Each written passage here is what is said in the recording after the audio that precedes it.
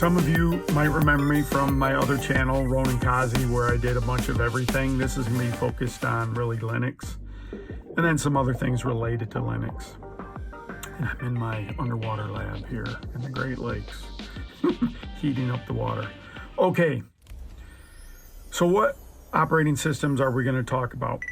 This chart basically shows you the lay of the land. The number one operating system in the world right now is Android, followed by Windows, followed by iPad or iPhone, followed by Mac, and at the very smallest, included with Chrome, is Linux.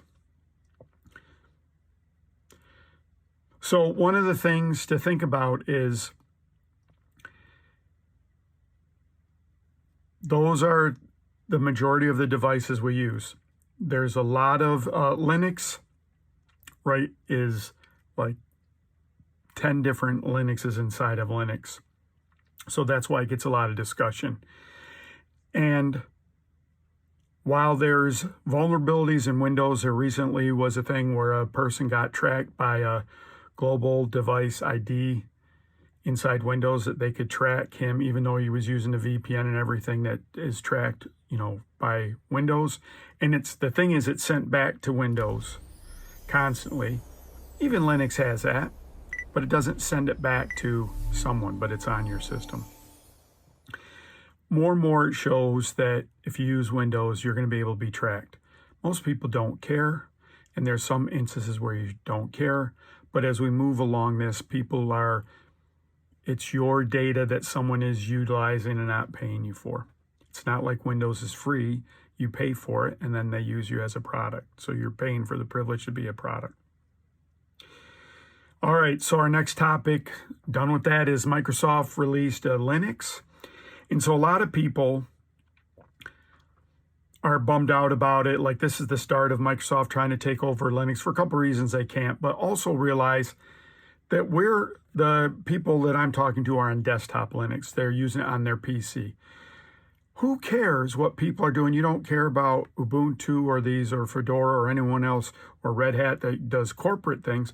Corporate things are a different thing. If you get in a corporate ecosystem, that you want to be sure you got support, that it's going to be around for a while. So that doesn't necessarily mean it's going to blow back down to you. I use CachyOS, and I love it. It's great, but I could switch to Mint or whatever. So there are some videos that are talking about how Microsoft has done this in the past. The most recent example was Netscape. It was millions of years ago, that they, embrace, extend, and then extinguish, right? That's the famous quote internally. That's a business. That's what a business is trying to do. You're not a business. I wanted to say how much of a proportion, I'll do that in the next video. Maybe I'll make a short about that. How much money as a percentage Microsoft makes off of Windows now. It's not their main business. So they're not looking for us. They're looking to use our telemetry. And that's why I'd say use Linux or something else.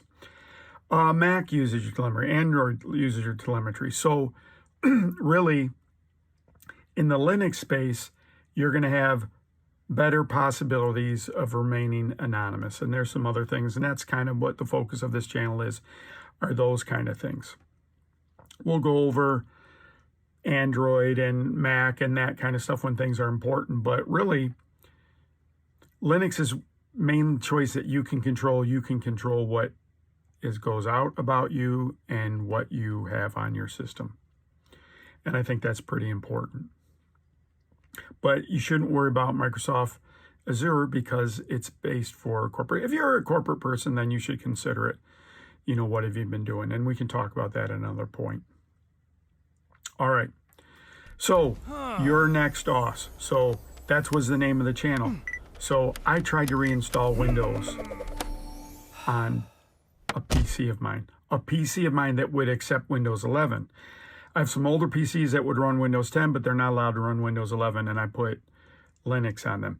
And I installed my version of Linux on a brand new Windows tablet from China, on a mini PC I got from China, on my Asus laptop, on a Dell Alienware laptop, on another Asus laptop, on an Asus Transformer Qi thin tablet. I put CachyOS on everything. And in none of those times, here was my experience with Windows. I downloaded the ISO for it, burned it on a USB like I did for all my Linux, put it in, it booted off of it. But then Windows said, I can't find the media that you have that you have the ISO image on to install Windows. Maybe I had a bad USB, I put it in a USB. Maybe I have the secure boot lock, change that. Then I thought to myself, this is exactly why I got off of Windows. Because even Linux makes it easy to install on anything.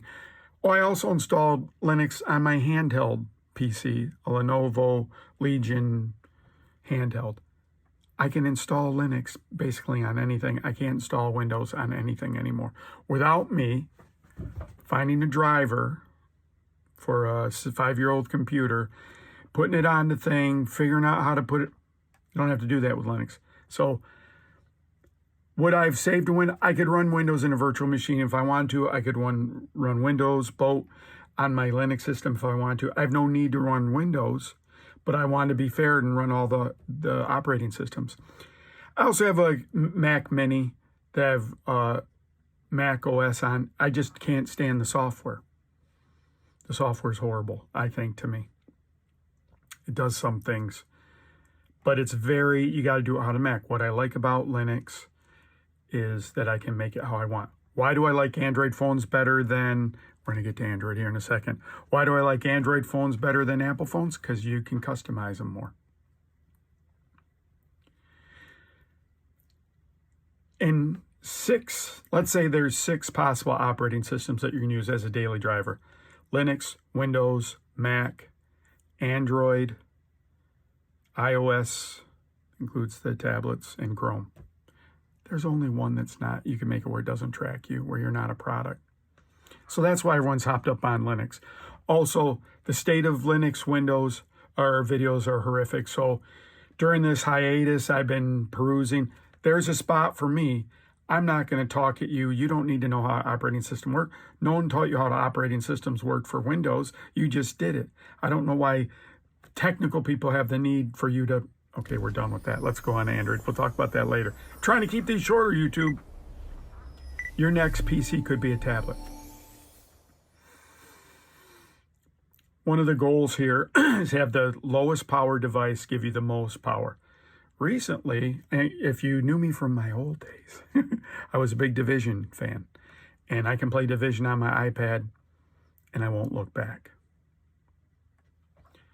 Number 2, then, I want to run all my computing off my phone or my tablet. I want to be able to hook it to a monitor, use Bluetooth, keyboard and mouse, and run it like I'd use a PC. I'm more comfortable doing it that way and have it big because I'm old and I need to see stuff. And then run all my business from there.